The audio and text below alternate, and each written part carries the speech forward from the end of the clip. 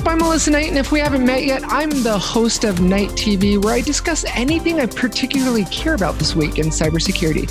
Today, I'm interviewing Alyssa Miller, an application security advocate for Snyk. We're going to discuss cybersecurity influencers, what exactly that means, and what an asshole is. So sit back, relax, grab that cup of joe, and join me for another episode of Knight TV. Alyssa Miller, thank you for being on Knight TV today. Introduce yourself. Tell the world who you are. Sure. So yeah, my name is Alyssa Miller. I am a hacker, researcher, author, and blogger, co-host of a podcast, and professionally, I am currently an application security advocate for Snyk. Okay, so first let's start with who Snyk is and then what an application security advocate is. Sure. So Snyk makes tools for developers, particularly those developers engaged in like a DevSecOps pipeline, to be able to enable those developers to assess the security of their applications through their development and all the way through the pipeline. So we focus quite a bit on security around dependencies, because if we look at applications, you see like 70% of the vulnerabilities actually exist in indirect dependencies. So understanding that dependency tree and finding security issues there, but also obviously in DevSecOps and whatnot, we've enabled developers now to create infrastructure as their code. So looking at containers and things of that nature as well to really understand what the security posture of those is as well. Okay, so like, is it like Black Duck where, I mean, does it actually sit in the IDE and as you're writing Now she code? throws out the name of the competitor. Okay, no, obviously. No, we're vendor agnostic on the show. Right, no worries. But I guess what I'm getting at, does it sit in the IDE and as you're writing the code, it just kind of yells at the developer and tells you it's insecure? That's one part. Okay. So really, it's kind of throughout the pipeline, right? So we do sit in the IDE and can work with the developer in more of a real-time sense.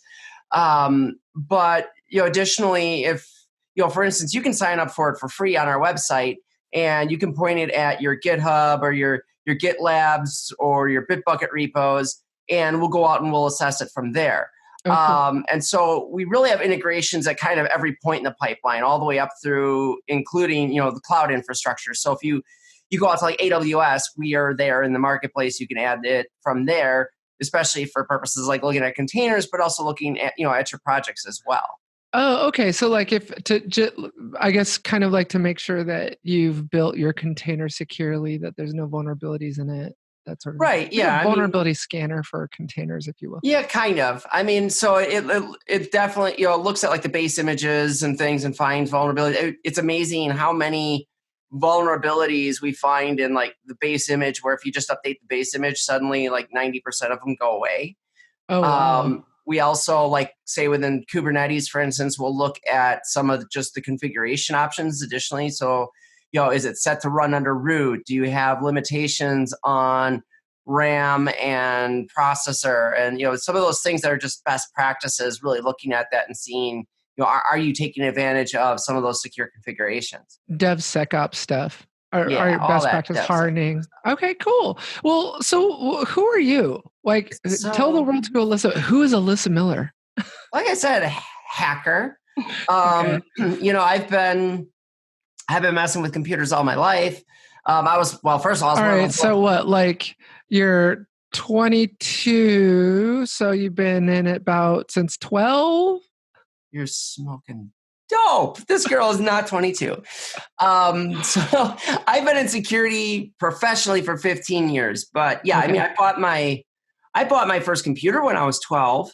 Okay, what was it? So it was a Epson Apex. It was an 8088 processor, back then. Oh my God.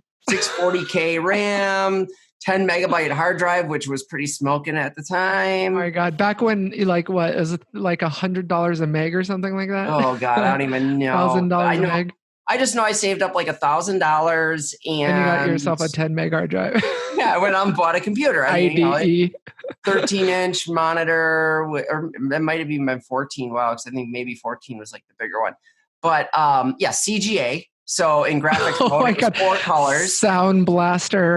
Was like, oh no, there was no audio. Oh, there was no Sound Blaster at the time. No audio card, no modem, no mouse, no Windows. God. Oh yeah. So we're talking DOS. You predate me. Okay, I'm 41. How old are you? I'm 42. Okay, you're not. Okay, you've got me beat by a year. Yeah. All right there. I mean, I started little. I mean, I was 12. Okay, how was your first computer in 88, but mine was like a 386 SX25? How did that happen? I don't know. I'm trying to think. And you got me by a year. Oh, but you said, hold on. But you said you got your first computer when you were 12. Yeah. Oh, okay. And I think that I got my first 386, I think, when I was 18. Okay. 17, 18. All right. But so you grew up in the BBS days. Oh God, yeah. Like me. Oblivion, I actually managed a BBS for a while. I ran a multi-node BBS in Seattle. It was a modded Oblivion, modded Renegade. Oh my God, those are these upload download ratios. The syslop brought me in chat. I'm getting all excited. Oh my God, give me some download points so I can download. Oh man, right? Dancies and ASCIIs. You're like, what the hell is Alyssa talking about? Okay, well, since we both have the same name, for the remainder of this show, I will go by Allie and you will go by Alyssa. Okay, that works. Okay, cool. All right. So, how did you get into hacking? How did you what was your first hack? Mine was McDonald's. So, yeah, I got to be careful. I don't even know what the statute of limitations is on this stuff. So I got to be careful. You're like, remember that? It's okay because I think the company's out of.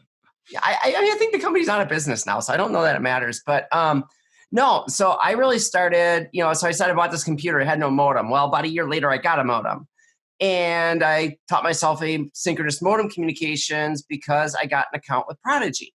ATZ, ATDT, Procom Plus. Oh yeah, I was all about that. His 2400. I had smoking stuff. Oh my God, this is getting really nerdy. But no, so you logged into Prodigy, and Prodigy. I mean, even back then, we knew how to leverage business. So there was like a base account, but then there were all these features in Prodigy that you had to kind of pay as you go, or what today for the kids out there. We call them in-app purchases. That was what you had to do in Prodigy. Like you wanted to play, certain games were included, but if you wanted other games, you had to play. So I kind of figured out how to manipulate some of that modem traffic and, basically bypass the controls. I mean, it was really bizarre. It was just a flag that ultimately they would set a configuration setting in your client. And in the client, then, the client actually sent the parameter back over the connection. And that was how it knew whether or not you had access. It was weird. Like they didn't look at anything server side. It was all in the client. Yeah. And so, that way I was able to bypass it. I got access to some games and whatever. I just wanted to play, Yeah. Nothing malicious. Just can I, what's behind door number one. I didn't attack their system, so I don't know that it necessarily fits into computer fraud and abuse. I don't know. Yeah. So, all right. So you are a developer. You grew up as a developer. You're a developer by trade, right? You're a programmer by trade. C++, Pascal, like web technologies, Java, JavaScript. Like what's your poison? I mean, as a kid, I taught myself BASIC. That's where most people started. Wow. Professionally, most of it was C++, C#. Okay. I did have to suffer through some VB. Oh, wow. But eventually you graduated to like web programming, right? Like, yeah. I mean, a lot of it, so some of the VB I did was like scripting within some other tools that we had that used like a VB interface. I did .NET development. Some of that was in VB. Some of it was in C#. Did classic ASP at one point, if you can believe that. Wow. That was, so that was all VB, right? I mean, that was the only way you did classic ASP. It was just basically VB.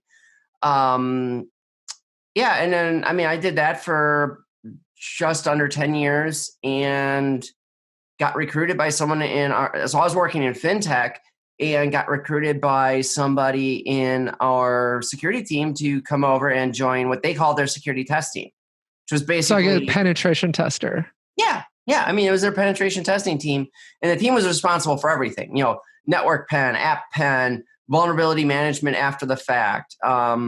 Later on, while I was still there, we introduced static code analysis and started doing source code scanning, things like that. So, All right. Cool. So, okay. So would you consider yourself now, would you niche yourself as a penetration tester, or would you consider yourself like a Jane of all trades, master of a few? I'm probably more the latter. I mean, Okay. I still dabble. I haven't done pen testing professionally now for 5 or 6 years. Okay. I went from fintech into consulting, was a pen tester in consulting. But yeah, it would have been 2015, I think was probably my 2015. Yeah, 2015 would have been probably my last pen test. Oh wow. Okay, so it's been a minute. Yeah. So okay, let's talk about cybersecurity influencers. There's Sure. quite a few now. There's you, there's myself, there's Tanya, there's all these women out there, which is awesome that we're women. But okay, what is a cybersecurity influencer to you? I mean, this seems to be, I mean, keep me honest here, but this seems to be a pretty recent thing, right? I mean, you have the Kardashians who are influencers and they get paid to post on Instagram. Let's talk about cybersecurity influencers and what that All means. right, you opened a Pandora's box here. I hope you know that, because I'm gonna start full disclosure. I hate that term, cybersecurity Really? influencer. Yeah, and I'll Oh, tell you why. whoa! I just found one of your buttons. I'll tell you why. Because if you look at the word influencer in general, to strip it out of cybersecurity for a minute and just put it anywhere, there are a lot of self-proclaimed influencers. Oh yeah. And Let's there's talk people about who this one. somehow made a job out of being an influencer. And basically all they do is they reach out to companies to try to get freebie crap.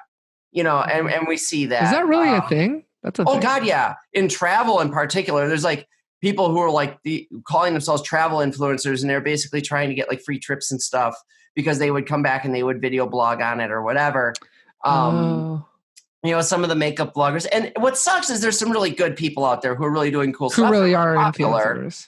Yeah. but there are a lot who went out and did things like, paid bots to get themselves lots of followers on Insta or on Twitter, and garbage like that. And that's so unfortunately the word influencer kind of got marred by all of that behavior. And we saw some of that in cyber too. In cybersecurity, there were plenty of people who went out on like Twitter and subscribed to bots that gave them a shit ton of followers. And Oh, I didn't know that. and so yeah, that's why I'm like, but there are a lot of really good cybersecurity personalities out there who are super popular, who are popular because they do good work, and they've either they've been in the industry a long time, or they've accomplished really cool things, or all of the above. And yeah, I mean, there's names I could rattle off a mile long, right? I mean, people who have black badges at DEF CON. They have clout. Yeah, they have clout. They've earned their credibility. They've earned their stripes. Yeah, they've been here. They've demonstrated they have knowledge. People, enjoy what they have to say. Right. That to me, that's like truly what an influencer should be. Yeah, I But yeah, agree. unfortunately, like I said, that term just kind of got added to a lot of people's taglines on LinkedIn. And yeah. you look at them and you look at their career, and I'm not judging. I'm not passing judgment. I'm just saying, like, I think it's kind of like, okay, let me give you an example. I kid you not. I'm not being sarcastic. I was at the DMV one day in California, and it said, "Please wait for the next driver's motors vehicle engineer." Like please wait in line for the next DMV engineer, right? Like working at the DM, and much respect to all of our employees, state employees who work at the DMV. But I just feel like words are thrown around so easily these days and so quickly, like the term engineer, like DMV engineer. I mean, cybersecurity influencer, it seems to be thrown around a lot easily. And you go to their profile and you find out, like, really, where's your influence? What are you posting? What are you publishing? No articles, no videos, no blog, nothing. They've got on their tagline, I am a cybersecurity influencer. You Google them, where are they? Where's their published work? Where's their influence? Well, And it really pisses me off, because it's like, I have a regimented schedule where I publish at least 3 assets a week, right? Your mhm, podcast slash vodcast, your articles slash blogs, your YouTube video, all your webinars, all that stuff. You're publishing content assets. You're influencing. You're publishing vulnerabilities. You're talking at events. Whatever it may mhm. be. But it's like these people are walking around and like claiming their cybersecurity influence, and when they've got nothing out there. Well, And and I think it speaks to, honestly, at least in my opinion, which I guess is all I have to go on here in this conversation. But seriously, I think it speaks to people who are calling themselves that or wanting to be that or whatever else, kind of for the wrong reasons, right? Like, I Mhm. mean, I can tell you right now, the reason that I go out and I speak at conferences, the reason that I blog, the reason that I share any content anywhere isn't because I'm trying to establish myself as, a quote unquote an influencer or an infosec celebrity or any of that. It's, hey, you know what? I've done a lot of things. I have a lot of ideas. I like to share those ideas. I like to hear what other people's ideas are. And if some of my ideas can help make our little community of InfoSec better, that's what I want to do. That's why I go and speak at It's conferences. contributing to the That's, community. It's yeah, I yeah. mean, so I don't know if you know Wirefall, but he's, a good colleague. And, the way he always puts it is you don't get into InfoSec, bring something to InfoSec, Oh right? man, Like, that's good. Yeah, it's like that whole don't ask what your country can do for you, what can you do for your country? kind of the same Yeah, no, idea. it's like, Yeah. yeah, yeah, no, that's a great point. I mean, and it really is. It's not, and I think in cybersecurity in general, it is a very, and I don't remember. I think when you and I met at RSA, we had this guy. I don't recall, but you know, there's a real problem of a more elite than thou attitude in this industry, and it's There the is. arrogance runs very high. And I think we just perpetuate the problem if we don't hang our egos at the door, and we don't start coming into this industry, coming into these roles saying, what can we do to contribute or make it better? Yeah. What have we done lately to make this profession of ours, this trade craft of ours better? Yeah. And I mean, and don't get me wrong. Now, I have done over the last year and a half a lot of work on what I would call my personal brand, right? I mean, but it's not when I do that. And I mean, I bring this up because you mentioned RSA, and I just did a presentation alongside Jules O'Coffer on, building your personal brand. But the point of that isn't, I mean, that's not to make somebody popular or a celeb or whatever.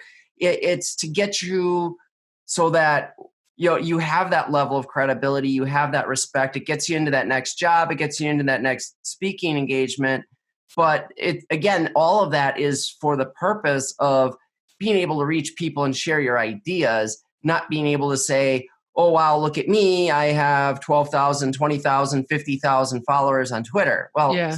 Yeah, and this is a good point, because there was a story I just read recently where I think some of the major social media networks were going to actually stop publishing the number of followers that you have or the number of likes. It really, to me, in my opinion, and this is just my 2 cents. There may be people that will disagree with me. I don't think it's the number of followers that matters. It's the quality of followers. It's mhm, like, if I could, like, from my perspective, I mean, if you think about it, for example, the car hacking scene is a very small knit community, right? Just because you're a penetration tester doesn't mean you can pen test a TCU or an ECU, right? It's a very small group of us that do that. And, kind of the people that kind of like tip of the spear pen testers in automotive. There's Robert Leali, Ian Tabor, there's myself, there's a few others who's, their names, right? And the thing about it is that it's if I can change one person, if I can teach one person one thing, I'm happy with that. That's Yeah. fine. It doesn't matter if I have hundreds of thousands or millions of followers. How many of those people are actually real people and not synthetic bot traffic? How much of that am I? How many of those are those lives that I'm actually making better or changing or influencing? Well, I just want one, just one. If I yeah. can, if I can just make one person's life better or teach someone at least one thing, Yeah. that's what Well, means the most to me. and that's just it with each talk, with each blog. I mean, that's what you're looking for. And quite honestly, I mean, I actually was lucky enough to have that experience this weekend. I was at B-Sides Tampa, and I sat and had lunch with Kirsten Renner, who you may know. And she actually shared with me that one of my blogs, this one wasn't even a security blog. It was related to actually, was it even a blog? It might have even been just an article on LinkedIn. I don't even recall. But about leadership and about, she told me how it impacted her to the point that she set her 2020 goals for herself based on what she read. Yeah. And I'm sitting there in tears, like oh my God, that means everything when it comes to somebody who's sharing ideas in that format. I mean, you kind of put yourself out there, right? Well, you do. No, that's a good point because you do. And there's so many people out there, and I've been trolled so many times I've lost count. And it's like, I know you have. We follow each other on Twitter and LinkedIn. Like we've seen the kind of crap out there that trolls are throwing. There's people that validate their existence by making other people feel bad.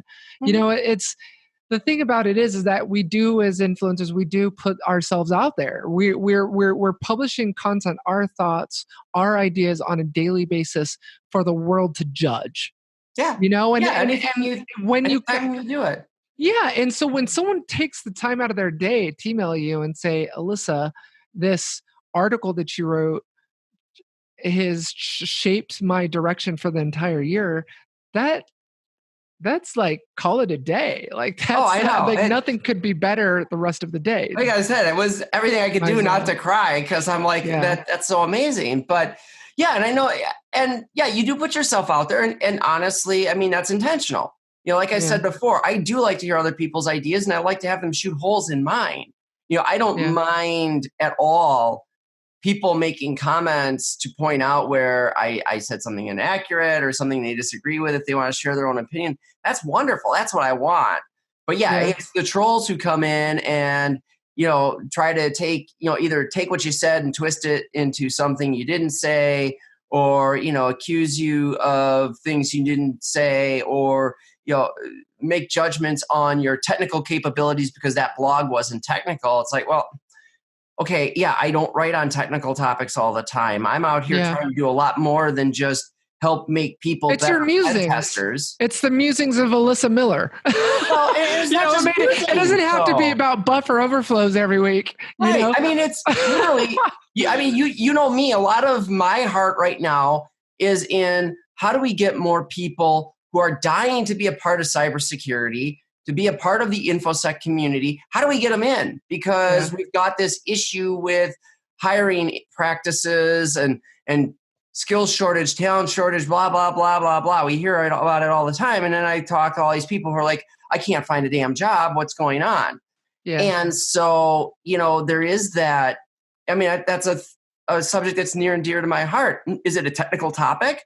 No. Does it severely impact our entire digital world from a security perspective? 1000%. We need those people. We need those diverse backgrounds. We need to get more of these people that think differently and aren't just in our little InfoSec, echo chamber into this community. And if I can help with that, that's what I want to do. So I blog on it, I tweet on it, and people give me a hard time, and I get some really, I mean, my DMs are a mess, but there too, like I refuse to close my DMs simply because so many people have reached out to me and initiated contact, and I've been able to help, mentor them through a job search or help them craft a CFP. I literally just with somebody last night, helped him, went over a CFP with him. We had talked before. I gave him some suggestions. He sent it to me and I'm like, oh my God, this is beautiful. And so he's submitted that to a conference. Hopefully, fingers crossed he gets in. That's amazing. Yeah, and it's funny. I just heard this new term on Twitter today, actually this morning. I've never heard this before. Have you heard the term asshole? Not asshole, asshole.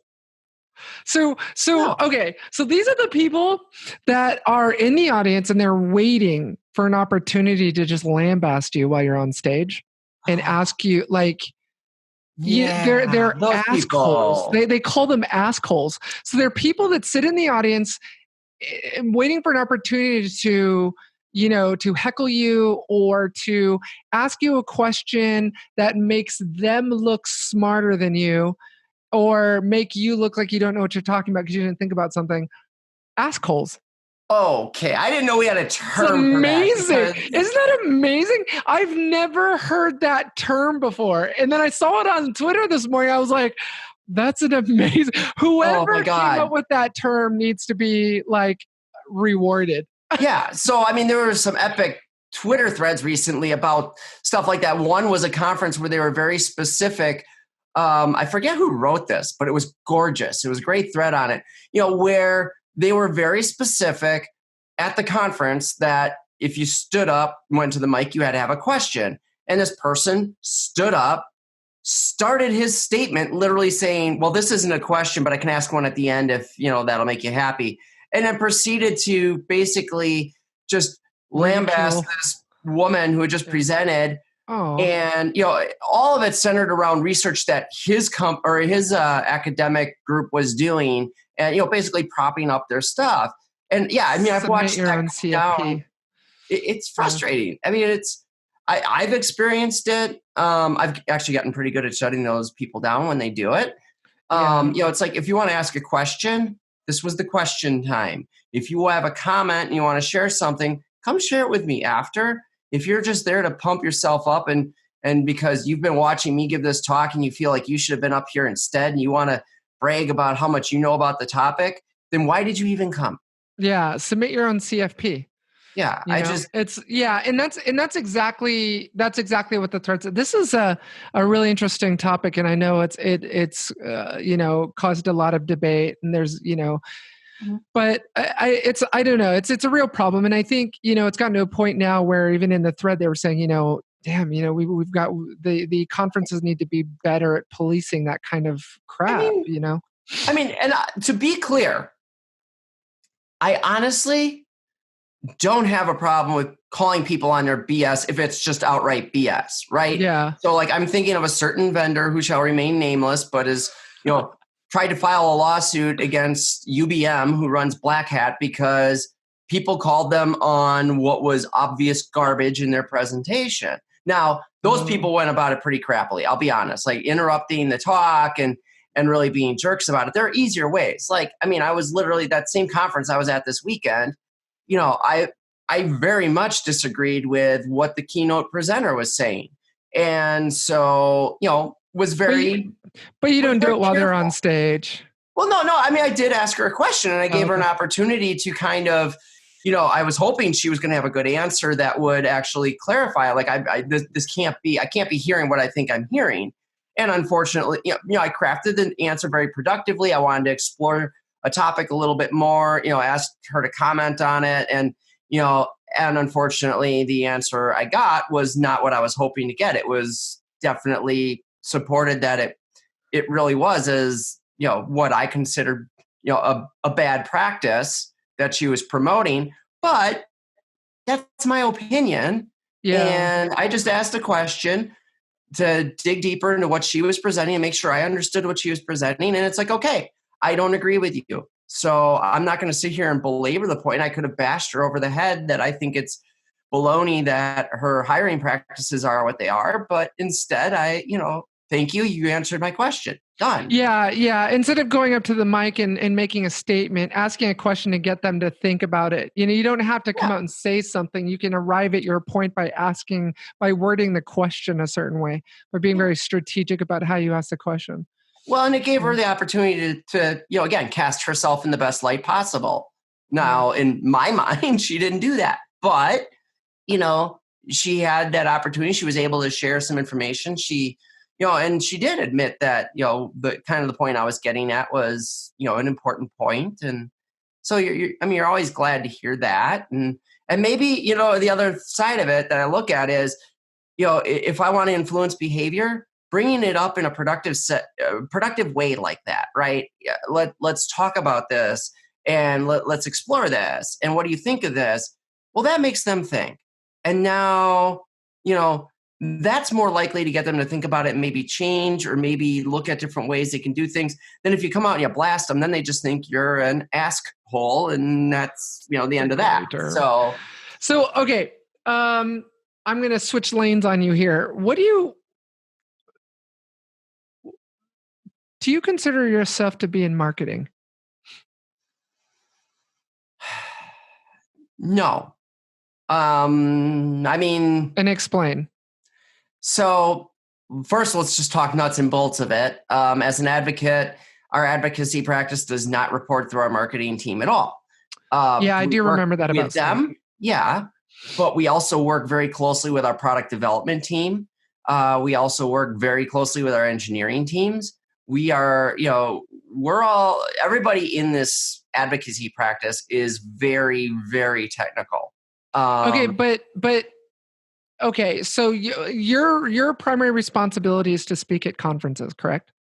Create content, speak at conferences, do some, industry style research. Okay, but you do create content. Yeah. Okay, so, define that content, like infographics, like blog posts, blogs, reports, white papers. Blogs, reports, white papers, things like that. Sure. Working on right now, actually, a complete portal for our website that will, be hopefully, if all goes to plan. I mean, it's going to be that one-stop shop for a complete DevSecOps framework. Here's how you, kind of build your pipeline, start to finish. Here's how you.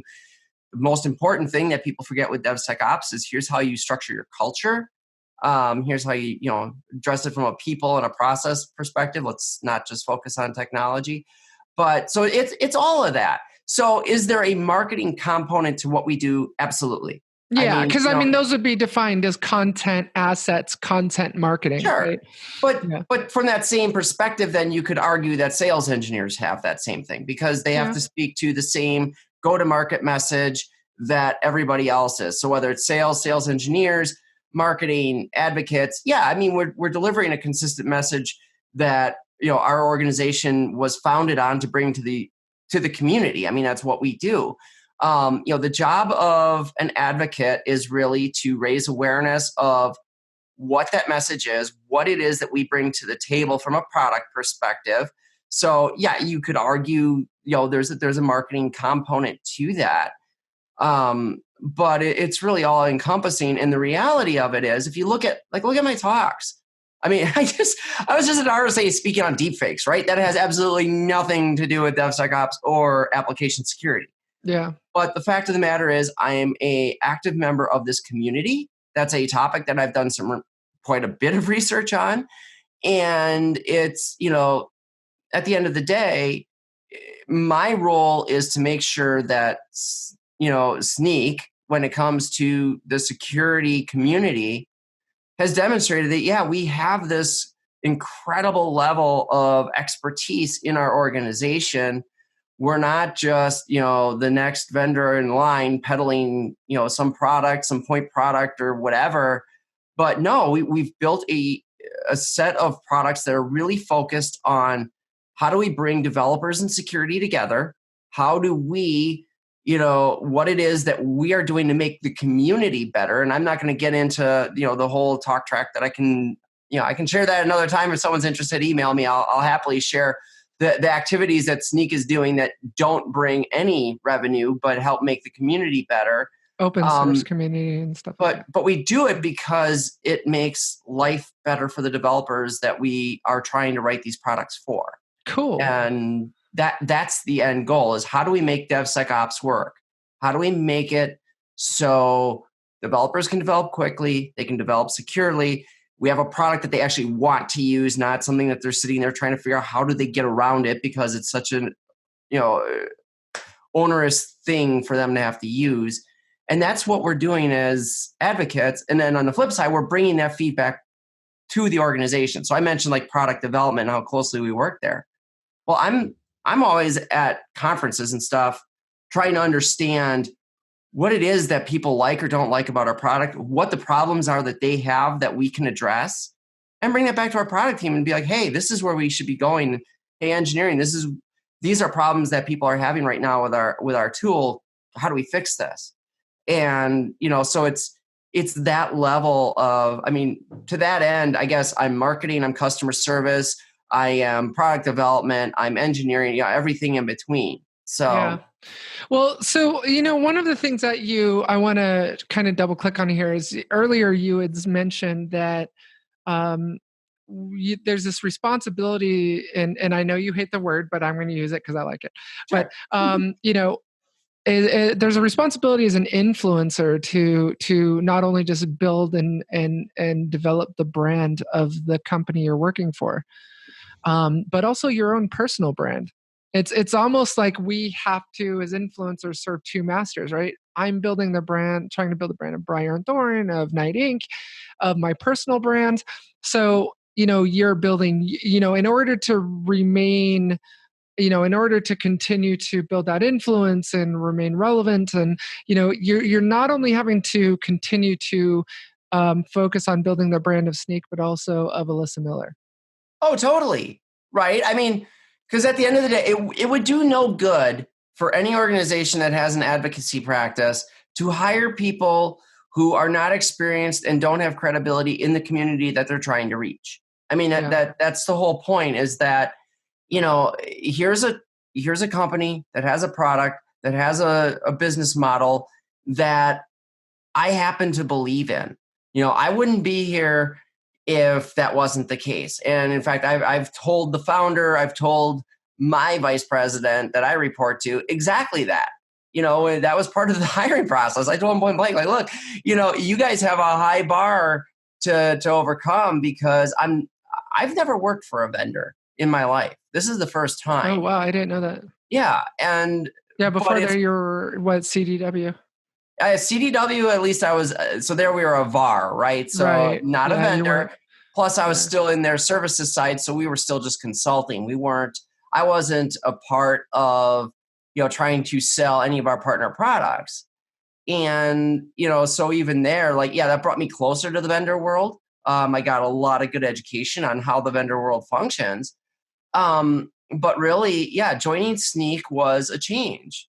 And it was something I did because I saw what they were doing, and I really actually enjoyed and believe in what they're doing. Like I said, from not just that they have a good product, but that they have a good intention, that their goal is really, and they live up to it. It's not just either, it's not lip service. They don't create like this vision statement that they're going to do this, this, and this, and then it's all profiteering. No, every day, it's visible. You see what we do.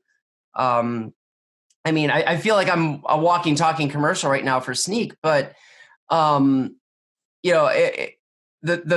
share with you the two things that really stuck out to me, that really brought me into this, was their vulnerability database and the fact that it's available to the world.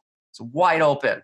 They don't. It's not proprietary. They're doing R&D. They're taking reports from third parties, and they're incorporating other sources like CVE and so forth into that. And we have this massive vulnerability database that anybody can go to the website and look at. You can search it today, and you can report your own vulnerabilities to it and whatever.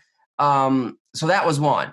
The other one is this idea that when someone fixes something using our product, so they find a vulnerability in an open source package that they're using, we actually submit a fixed PR, or they can do this we do it on their behalf through the tool. We automate it. They can submit a fixed PR back to the maintainer. So now they didn't just fix it in their application, but they actually help that maintainer fix it in their package so that anyone else who's using that package and they get the latest, they get a version of that no longer has this vulnerability. So that's like helping fix the community, right? Yeah. And that's not a marketing ploy. That's not anything. Doing that doesn't gain us revenue. What it does do is it helps make the entire community and that whole ecosystem of developers that much more secure. And What do you that think? was big. What do you think is our primary objective as a cybersecurity influencer?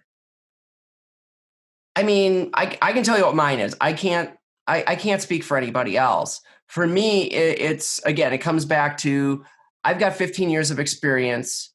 I have run consulting practices. I've run that security test team I was telling you about early on. I led that team for the last 3 or 4 years that I was with that company. So I managed, and that was for a company of 35,000 people. I mean, we had huge systems, and I was responsible for that entire vulnerability management program. And so, me and that team, we built a lot of things, and I've seen a lot, and I've worked as a consultant in the application security space with big, massive international organizations, helping them build application security programs across their entire organization. I've seen a lot. So for me, as a influencer or just a member of the community in general, it's incumbent on me. I'll admit, I have a certain sense of duty to bring those lessons I've learned, those experiences I've had, share them with others, and where they help others grow, great.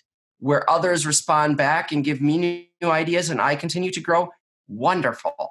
Because, that's what security is all about to me. It's just always learning and growing. Sharing and experiences and learning off the mistakes or the wins of others. Yeah. And idealistically, somewhere in the back of my head, I'm doing all this because it's helping make the community and the world basically a little bit better. Believe me, if there was some technological solution that I could influence to fix coronavirus, I'd be all over that right now. But I think that's beyond my scope. So, well, I can't imagine a better way to end the show. Alyssa, it's been a real pleasure having you as a guest on the show. Can you tell our audience how they can reach out to you and find you? And yeah, absolutely. So the easiest way is through Twitter at Alyssa M. That's with a Y, so don't get the two confused. ALYSSAM_infosec. I know it's kind of lame, but I created it. It's for the moment. What can I say? Otherwise, LinkedIn is actually, from a more professional standpoint, linkedin.com/in/Alyssa M-infosec. Those are two really easy ways. The other thing I would say is you can definitely check out our podcast on ITSP Magazine. It's The Uncommon Journey with myself, Chloe Mastagi, and Phil Wiley. So kind of highlighting, kind of like what we did here today, highlighting some people's stories, their unique ways that they got into information security. And so, those are all great ways. Or check out my website, AlyssaSec, ALYSSASEC.com. That's where you'll find my blog. It's where you can find my schedule for speaking, which is getting surprisingly full, surprisingly fast. So awesome, Alyssa. Well, thank you for all the contributions and knowledge sharing you do with the community, and we definitely wish you a lot of luck in your new role at Sneak. Well, yeah, and likewise to you too. I appreciate everything that you've been doing for the community, and definitely appreciate you having me on. All right, Alyssa. Thank you. Have a good rest of your week.